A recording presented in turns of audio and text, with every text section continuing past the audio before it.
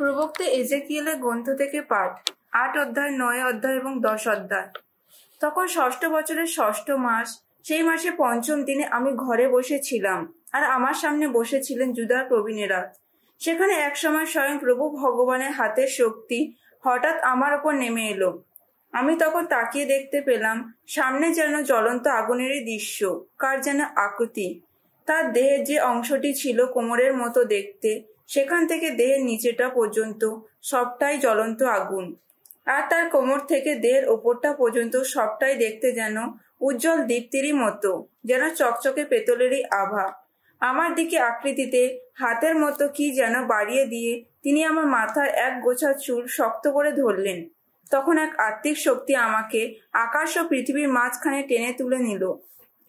তারপর আমাকে নিয়ে গেল জেরুসালেমে, ভেতরকার সেই উত্তরমুখী তোরণটির প্রবেশ পথে, যেখানে ছিল সেই দেবমূর্তি যা ঈশ্বরের প্রেমের অভিমান জাগ্রত করে তোলে। এই সবই তো ঈশ্বরের দেখানো দর্শনের মধ্যে ঘটে যাওয়া ঘটনা। দেখতে পেলাম সেখানে ইসরায়েলের আপন ঈশ্বরের মহিমা বিরাজ করছে। সেদিন সেই উপত্যকায় যা দেখেছিলাম তার এই মহিমা দেখতে ঠিক তারই মতো। ভগবান আমাকে বললেন, মানবপুত্র, এবার উত্তর দিকে চেয়ে দেখো। উত্তর দিকে চেয়ে আমি দেখতে পেলাম দেবী তোরণে উত্তর দিকে প্রবেশ পথেই রয়েছে ঈশ্বরের সেই প্রেমের অভিমান জাগানো দেবমূর্তি। ভগবান তখন আমাকে বললেন, মানবপুত্র, ওরা একই করছে। ইসরায়েল বংশের লোকেরা এখানে একই অতি জঘন্য ক্রিয়াকাণ্ড করছে, যার ফলে আমাদের এই পুণ্য স্থানটি ছেড়ে এবার চলে যেতে হবে। তুমি কি এইসব দেখতে পাচ্ছ? তুমি অবশ্য অতি জঘন্য অন্য ধরনের ক্রিয়াকাণ্ড এবার দেখতে পাবে। তিনি তখন আমাকে প্রাঙ্গণে প্রবেশ পথের কাছে নিয়ে গেলেন। আমি লক্ষ্য করলাম দেয়ালে একটি গর্ত আছে। তিনি বললেন, মানবপুত্র, এবার পুরো দেয়ালটা খুঁড়ে ফেলো। তাই আমি পুরো দেয়ালটা খুঁড়েই ফেললাম। দেখা গেল যাও আসা পথ তৈরি হয়ে গেছে। এবার তিনি আমাকে বললেন, ভেতরে যাও, ওখানে ওরা অমঙ্গলকর কি সব জঘন্য অনাচার চালাচ্ছে, তাই একবার দেখে এসো। ভেতরে গিয়ে আমি সবই দেখতে লাগলাম। দেখতে পেলাম সেখানকার চারপাশে দেয়ালে খোদাই করে আঁকা রয়েছে সব রকম সরীসৃপ ও বিশ্রী যত জন্তু জানোয়ারের ছবি, এবং ইসরায়েল বংশে ইতর যত দেবতারই ছবি। ওগুলোর সামনে দাঁড়িয়ে রয়েছে ইসরায়েল বংশে ৭০ জন প্রবীণ, আর তাদের মাঝখানে শাফানের পুত্র জানিয়া। তাদের প্রত্যেকের হাতে রয়েছে একটি করে ধনুচি। ধুনোর ঘন ধোঁয়ায় কুণ্ডলী ওপরের দিকে উঠে যাচ্ছে। ভগবান তখন আমাকে বললেন, মানবপুত্র, ইসরায়েল বংশের প্রবীণেরা যে যার নিজস্ব দেবস্থানে ওই অন্ধকারে কি করছেন তা কি তুমি দেখতে পেয়েছ? ওরা কিনা বলে ভগবান আমাদের দেখতে পান না। ভগবান তো এখন এই দেশ ছেড়ে চলেই গেছেন। তিনি আরো বললেন, তুমি এবার অবশ্য ওদের অতি জঘন্য অন্য ধরনের যত ক্রিয়াকাণ্ড চালাতেই দেখবে। তারপর তিনি আমার ভগবত গৃহের উত্তর দিকের তোরণটির প্রবেশ পথে নিয়ে গেলেন। আমি দেখতে পেলাম সেখানে নারীরা তাম্বুজের দশার কথা ভেবে বসে বসে চোখের জল ফেলছে। তিনি আমাকে বললেন, মানবপুত্র, সব দেখলে তো? তুমি কিন্তু এর চেয়েও জঘন্য যত ক্রিয়াকাণ্ড দেখতে পাবে। তিনি এবার আমাকে নিয়ে গেলেন ভগবত গৃহের ভেতরে প্রাঙ্গণে। দেখতে পেলাম ভগবানের মন্দিরের প্রবেশ পথে প্রবেশ গৃহ ও বেদির মাঝখানে রয়েছে জনা ২৫ মানুষজন। ভগবানের মন্দিরের দিকে পেছনে ফিরে পূব দিক মুখ করে তারা পূব দিকে প্রণত হয়ে সূর্যের পূজা করছে। তিনি আমাকে বললেন, মানবপুত্র, সব দেখলে তো? জুদা বংশের মানুষেরা এখানে ওই সব যেসব জঘন্য ক্রিয়াকাণ্ড চালাচ্ছে, ব্যাপারটা কি অদ্ভুত, এতই তুচ্ছ? নইলে ওরা কেনই বা গোটা দেশ জুড়ে নৈরাজ্য সৃষ্টি করে আমার আরো অতিষ্ঠ করে তুলেছে? ওই দেখো, ওই গাছের ডালটা ওরা কেমন নিজেদের নাকে ছোঁয়াচ্ছে। বেশ তো, আমিও এবার রেগে গিয়ে যা করার করব। দয়ার চোখে দেখবো না ওদের, কোনো করুণায় দেখাবো না। তখন ওরা আর্ত চিৎকার করে ডাকবে আমায়, আমি কিন্তু শুনবই না। এবার আমি শুনতে পেলাম তিনি জোর গলায় ডাক দিয়ে বলছেন, তোমরা এবার এগিয়ে এসো। তোমার এই নগরী শান্তিদাতা যারা, তোমরা প্রত্যেকেরই যে যা ধ্বংসের হাতিয়ার হাতে করে এগিয়ে এসো।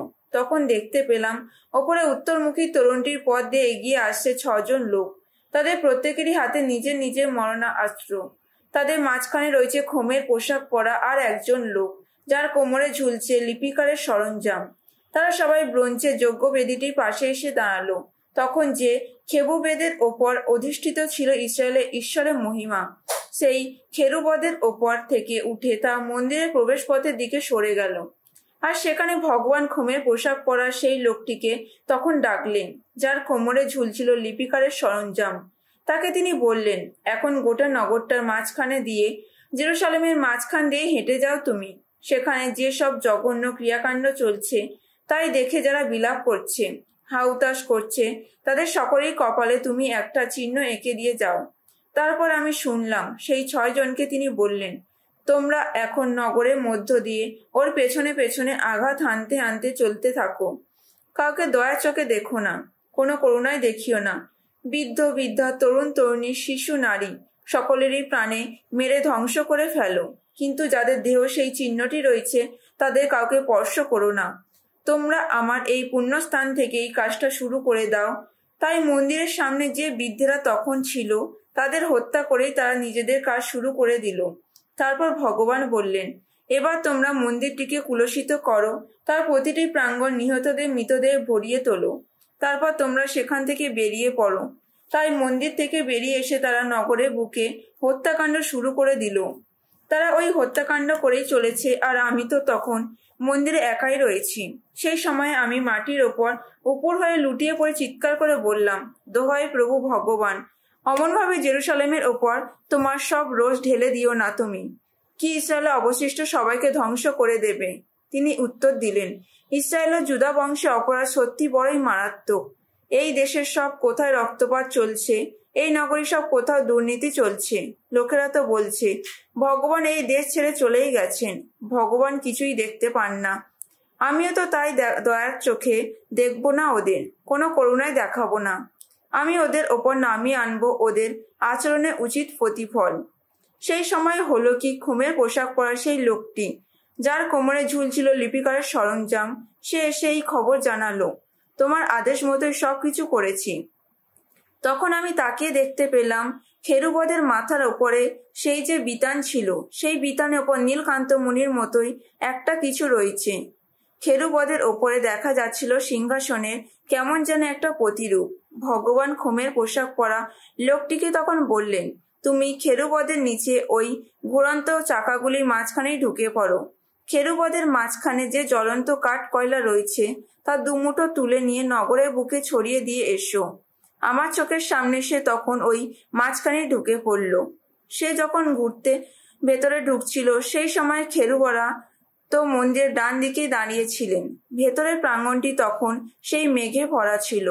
ভগবানের মহিমা এবার খেরুবদের ওপর থেকে উঠে মন্দিরের প্রবেশপথের দিকে সরে গেল। তাতে মন্দিরটি সেই মেঘে ভরে গেল। গোটা প্রাঙ্গণটি ভগবানের মহিমা দীপ্তিতে উজ্জ্বল হয়ে উঠল। খেরুবদের ডানার শব্দ বাইরের প্রাঙ্গণটি পর্যন্ত শোনা যাচ্ছিল। সর্বশক্তিমান ঈশ্বর যখন কথা বলেন তখন তার সেই যে কণ্ঠের শব্দ শোনা যায়, এ যেন তেমনই শব্দ। ভগবান যখন খোমের পোশাক পরা লোকটিকে এই আদেশ দিয়েছিলেন, ওই ঘুরন্ত চাকাগুলির মাঝখানে খেরুবদেরই মাঝখানে যে আগুন রয়েছে, তুমি সেই আগুনে কিছুটা নিয়ে এসো। সে তখন ভেতরে ঢুকে একটি চাকার পাশেই গিয়ে দাঁড়িয়েছিল। তখন একজন খেরুব যে আগুন খেরুবদের মাঝখানে ছিল সেই আগুনের দিকে খেরুবদের মাঝখানেই হাত বাড়ালেন।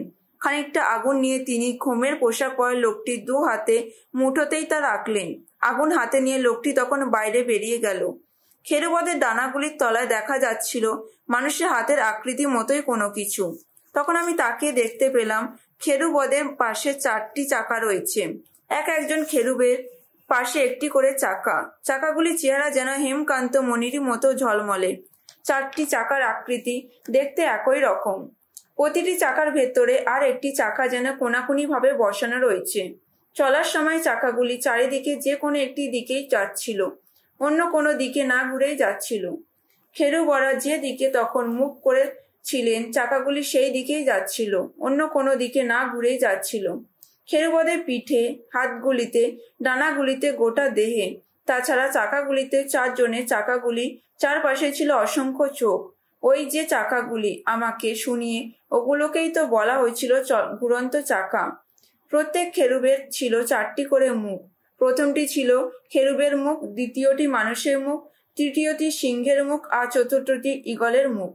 খেরুবরা এবার শূন্যে উঠতে লাগলেন। আসলে কেবার নদীর তীরে আমি সেই যে 4টি প্রাণীকে দেখেছিলাম, খেরুবরাই সেই 4টি প্রাণী। তারা যখন চলছিলেন তাদের পাশে পাশে চাকাগুলিও তখন চলছিল। খেরুবরা মাটি ছেড়ে শূন্যে উঠবার জন্য যখন তাদের ডানা মেলে দিচ্ছিলেন তখন চাকাগুলি তাদের পাশ থেকে সরে যাচ্ছিল না।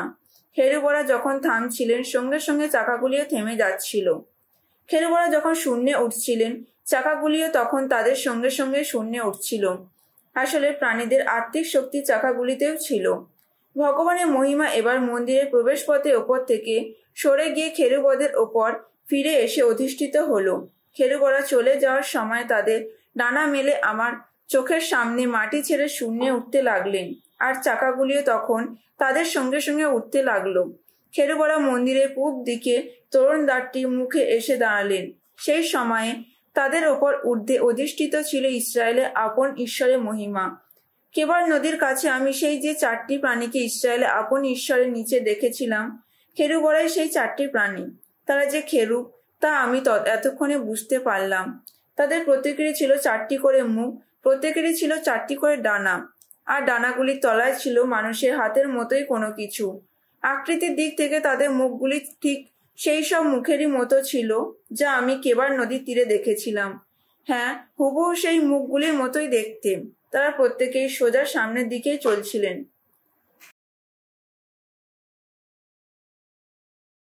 বেনশিরা গ্রন্থ থেকে পাঠ, 28 অধ্যায় 13 থেকে 26 পদ।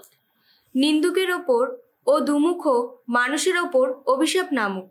যাদের মধ্যে সদ্ভাব ছিল ওরা তো তাদের অনেকেরই সর্বনাশ করেছে। পরনিন্দা কত মানুষের জীবনের ভিত কাঁপিয়ে দিয়েছে। এক জাতির দেশ থেকে অন্য জাতির দেশে তাদের তাড়িয়ে দিয়েছে। প্রাচীর ঘেরা কত নগরীর পতন ঘটিয়েছে। কত গণমান্য মানুষের ঘরবাড়ি ভূমিসাৎ করেছে। পরনিন্দার জন্যে কত সুযোগ্যা স্ত্রীকে সংসার ছাড়তে হয়েছে। তাদের কঠোর পরিশ্রমের পুরস্কার থেকে বঞ্চিত হতেই হয়েছে। যে একবার পরনিন্দায় কান দেয় সে তো আর স্বস্তি পায় না কখনো। সে তো মনের শান্তিতে আর থাকতে পারে না। চাবুকের আঘাতে চামড়ার ওপর কালশিটের দাগ বসে যায়, কিন্তু রসনার আঘাতে মানুষের অস্থিগুলোও ভেঙে চুরমার হয়ে যায়। কত লোক প্রাণ হারিয়েছে তলোয়ারের কোপে, কিন্তু তার চেয়েও বেশি লোক রসনার আক্রমণে। ধন্য সেই মানুষ রসনার আক্রমণ থেকে যে রেহাই পেয়েছে। তার তীব্র ক্রোধের মুখে যাকে পড়তে হয়নি, যাকে বইতে হয়নি অমন রসনার জোয়াল, যাকে বন্দী হতে হয়নি অমন রসনার শেকলে। তার জোয়াল তো লোহারি জোয়াল, তার শেকল তো ব্রোঞ্জেরই শেকল। যে মৃত্যু সে ডেকে আনে তা বড়ই কষ্টের। রসনার আঘাত ভোগ করার চেয়ে অধলোকে বাস করাও ভালো। ধর্মশীল মানুষদের ওপর রসনার কোনো ক্ষমতাই খাটে না। তার শিখা তাদের দগ্ধ করতেই পারে না। প্রভুকে যারা ত্যাগ করে তারাই তার শিকার হয়ে ওঠে। তার আগুন তাদের মধ্যে জ্বলে সারাক্ষণ, তা নেভে না কখনো। সে তাদের উপর ঝাঁপিয়ে পড়ে সিংহের মতো, চিতাবাঘের মতো সে তাদের ছিন্ন ভিন্ন করে। তোমার যত বিষয় আশয় তা তো কাঁটার বেড়া দিয়েই ঘিরে রাখো তুমি। যত সোনারূপ তালা দিয়েই বন্ধ করে রাখো। তেমনি তোমার কথার ওজন করতে দাঁড়িপাল্লা বাটকারা তৈরি করে রাখো। মুখের প্রবেশপথ আটকাতে খিল দেওয়া দরজাই বসাও। দেখো তোমার রসনার ভ্রান্তি যেন না ঘটে কখনো, পাছে ওত পেতে বসে থাকা কারো হাতে ধরা পড়ো তুমি। সাধু যোহন রচিত মঙ্গল সুসমাচার 12 অধ্যায় 1 থেকে 26 পদ। যিশুর পায়ে সুগন্ধি তৈল লেপন। নিস্তার পর্বের 6 দিন আগে যিশু বেথানিয়াতে এলেন। যে লাজারকে তিনি মৃতদের মধ্য থেকে বাঁচিয়ে তুলেছিলেন সেই লাজার এই গ্রামেই থাকতেন। যিশুর জন্য সেখানে একটি ভোজসভার আয়োজন করা হলো।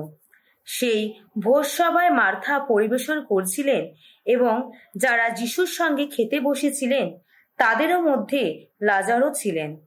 মারিয়া তখন 8 কিলোর মতো বিশুদ্ধ বহুমূল্য সুগন্ধি জটা মাংসী তেল নিয়ে এসে যিশুর পায়ে তা মাখিয়ে দিলেন। তারপর নিজের মাথার চুল দিয়েই তার পা দুটি মুছিয়ে দিলেন। সারা বাড়িটা সেই তেলের সুগন্ধে ভরে গেল। তখন শিষ্যদের অন্যতম সেই জুদা ইস্কারিয়ত, যিনি পরে যিশুকে শত্রুর হাতে তুলে দেবেন, তিনি বলে উঠলেন, এই সুগন্ধি তেল বরং 300 রূপোর টাকায় বিক্রি করে দিয়ে টাকাটা গরিবদের দেওয়াই হলো না কেন? জুদা যে গরিবদের জন্য ভেবেই এই কথা বলছিলেন তা নয়, আসলে তিনি ছিলেন চোর। টাকার থলিটা তার কাছেই থাকতো, আর তার মধ্যে যা রাখা হতো তিনি তা লুকিয়ে নিয়ে নিতেন। যিশু তখন বললেন, ওকে ছেড়ে দাও। এই সুগন্ধি তেল ও আমার সমাধির সেই দিনটির জন্য এভাবেই রেখে দিক। গরিব লোকদের তোমরা তো সবসময় কাছে পাচ্ছ, কিন্তু আমাকে তো সবসময় কাছে পাবে না। এই সময় ইহুদিদের মধ্যে অনেকেই জানতে পারল যে তিনি বেথানিয়াতে রয়েছেন, তাই তারা সেখানে আসতে লাগলো। শুধু যিশুর জন্যই নয়, তারা সেই লাজারকেও দেখতে চেয়েছিল, যাকে যিশু মৃতদের মধ্য থেকে বাঁচিয়ে তুলেছিলেন। তখন প্রধান যাজকেরা ঠিক করলেন যে লাজারকেও তারা মেরে ফেলবেন, কারণ তারই জন্য অনেকে ইহুদি তাদের ছেড়ে যিশুর প্রতি বিশ্বাসী হয়ে উঠেছিলেন। যে বহু লোক নিস্তার পর্বে যোগ দিতে এসেছিল, তারা যখন পরের দিন শুনতে পেল যে যিশু জেরুজালেমে আসছেন, তখন খেজুর পাতা নিয়ে তাকে স্বাগত জানাতে তারা বেরিয়ে পড়ল। তারা চিৎকার করে বলছিল, জয় জয়, প্রভুর নামেই আসছেন যিনি, ধন্য তিনি, ধন্য ধন্য তিনি, ইসরায়েলের রাজা যিনি। যিশু তখন সামনে একটি বাচ্চা গাধা পেয়ে তার পিঠে চড়ে বসলেন। এমনটি যে ঘটবে শাস্ত্রে তো লেখাই ছিল, ওগো সিয়ন কন্যা, ভয় করো না, ওই দেখো তোমার রাজা আসছেন, একটি গাধার বাচ্চার পিঠে বসে আসছেন তিনি।